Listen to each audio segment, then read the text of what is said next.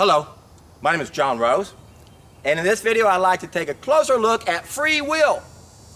Now, I studied this subject quite a bit a while back because it's a fascinating subject and it gets thrown in your face quite a few times as an answer or an excuse for why things are the way they are. Well, we got this free will, but do we really have free will?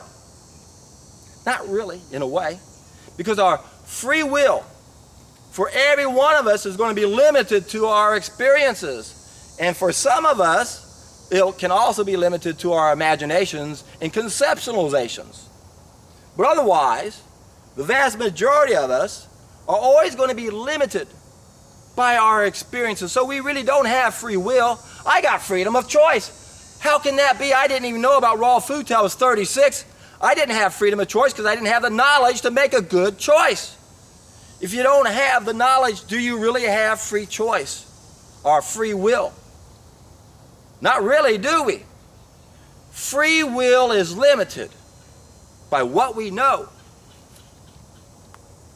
And when you can control what people know, you can control what they do. So you can give them an illusion of choice, like voting for the Democratic or Republican Party in America.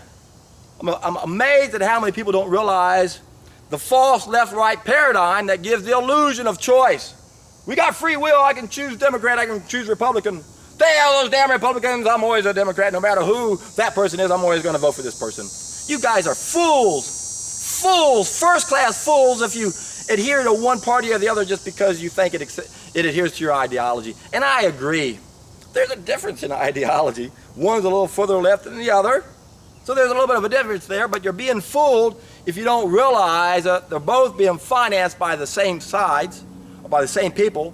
So it doesn't really matter who we put in because we got the same agenda over and over and over. So what's the solution? We gotta help people have the knowledge so they can make an informed decision. This is the only way we're gonna get out of the hell we're in right now, because there is no up solution. The Democrats and the Republicans are not going to solve our problems. Governments don't solve problems, they subsidize problems. Government's never a solution because government's a subsequent need from being disconnected, from making mistakes, from the fall of mankind, from only having 5 senses. If we had 6 senses, we wouldn't have a government, we wouldn't have money. I still see people trying to rationalize, oh, we need money, we need money. No, we don't, my friend. We have the wrong mentality. It's an exchange mentality. We don't understand the gift mentality. And this is one of the biggest problems with the ultimate solution to solve every problem that's 100% within our control. And there are 2 problems with this, actually. The first one has to do with the fact, the sad reality, that most of us can't understand it until we do it. It's like a revelation. You can't wrap your brain around a resource-based economy. You can't wrap your brain around a gift mentality because you don't feel connected to everything like you're supposed to. Once you do, it will help change your mentality. No guarantee you that it's going to be all you need to do, because a lot of people don't even need to do that and they can still get it. We are all one. You got to understand this concept. And you have to understand that with 5 senses, we're going to have 10 subsequent needs from having only 5 senses when we're supposed to have 6. And the ultimate solution for all of those is, and we have to understand this is important, because 6 of those 10 subsequent needs are problems of knowledge. They're used against us. All of our needs can be used against us. All of our needs can be weapon systems. So we have to understand that the ultimate solution to figure out how do we deal with the government that's controlling us, how do we deal with this money that's made us slaves, the solution is always the same. Get reconnected, go upstream, gain back your 6th sense, and we won't have these subsequent needs. You got to go back to the first cause, and most people can't do that. And if they try, they don't want to admit that cooking is the answer. It scares the hell out of most people to think, oh my God, I can't have another hamburger. I can't have ice cream, hot fudge sundaes. Don't put that kind of pressure on yourself. There's no reason why we might not be able to indulge in our own little splurge list for a while. But life is an illusion, my friends. And most of us are not in a position to evaluate what we're doing and what we need to do to make a good decision. We don't know what we're missing. So that's the biggest problem, one of the biggest problems with the ultimate solution. It's virtually impossible to wrap your brain around until you do it. The other problem with the ultimate solution, it's not going to work unless all of us do it. And that seems like a daunting task, but all we have to do is reach the tipping point.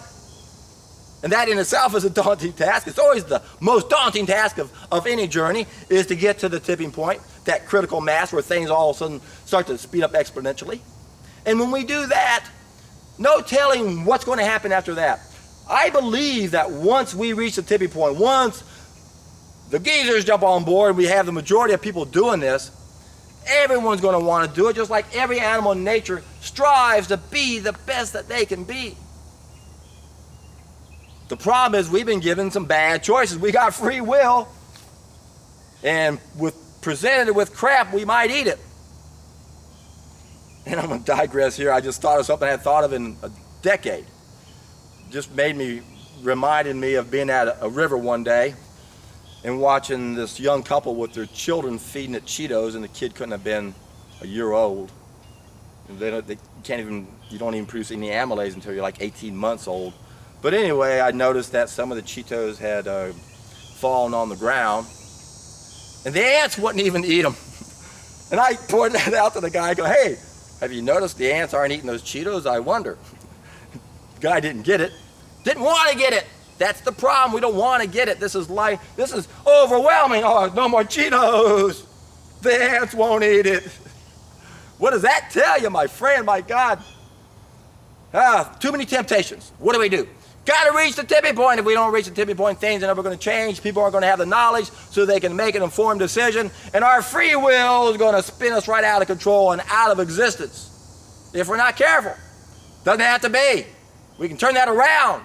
You can go down below and watch the Deborah Duncan show if you haven't done so yet, and listen to the Dr. Roby interview. Go to my seminar, and that teaches you how to do a solid food vacation. And when you do, my friends, you'll have knowledge to make an informed decision. You'll have free will, but you'll make good choices, and then you're in for a treat.